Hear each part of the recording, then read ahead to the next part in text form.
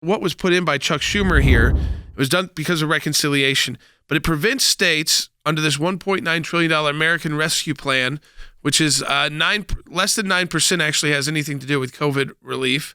That's a very small part of it, and people want that relief, and I understand why they need it. And it'd be great if that was what all this bill was, but it's not. It's a giant liberal, Bernie Sanders praises the most progressive ever piece of legislation to move forward.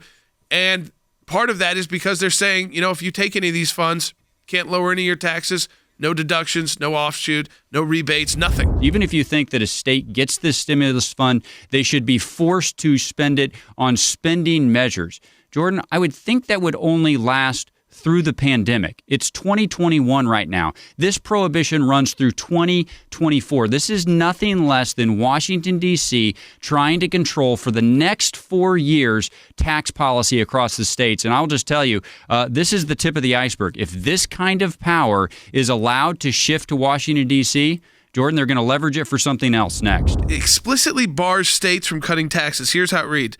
States, quote, shall not use the funds to either directly or indirectly offset a reduction in the net tax revenue that results from a change in law, regulation, or administration interpretation during the covered period that reduces any tax by providing a reduction in a rate, a rebate, a deduction, a credit, or otherwise, or delays the imposition of any tax or tax increase. If Congress can get away with this, Congress can effectively take over and eliminate states. So in other words, every state that then receives federal funds would become a tributary of Nancy Pelosi and Chuck Schumer.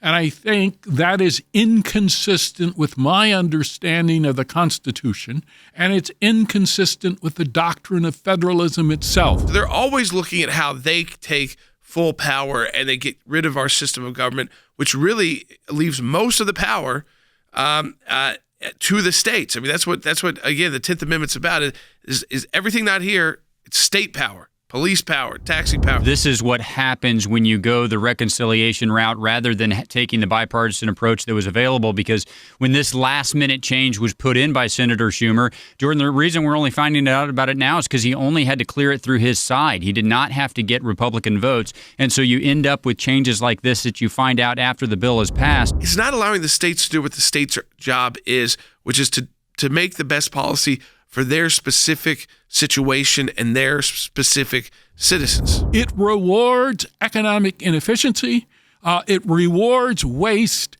and it rewards labor union leaders as opposed to working women and men in the United States. I would think the very first thing that you would want a state who has behaved responsibly, who has a budget that is not upside down, if they were to get funds under a COVID stimulus bill, I would think the first thing that you would want them to do is to pass that stimulus along to their citizens and in the form of a tax cut. I would think that you wouldn't want to mandate extra spending, and yet this provision would prohibit them from doing that. Shocking how little this has to do with COVID relief, which is the purpose the American people were sold on. I think that's why the support for it is so high, is because that's what people think this is about. It's not. 1% of this bill, Trey, 1% goes to vaccines. Less than 10% goes to COVID relief. In other words, as Bernie Sanders said it, this is the most progressive piece of legislation to pass the Senate since he's been a senator. That says a lot when you make Bernie Sanders blush. Less than 1% going to actual vaccines, less than 10% about COVID relief.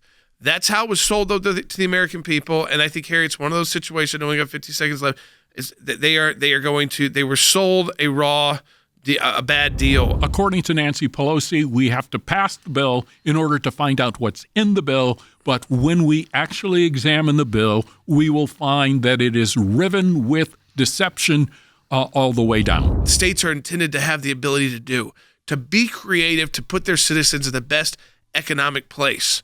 And this takes half of that out. Says, no, you can't move to a no income tax state, even though you might be raising some other taxes because you'd be cutting out the income tax. So that just doesn't seem right. It seems unconstitutional. It seems like something, of course, we will be challenging in court. That's why we say the ACLJ now more than ever.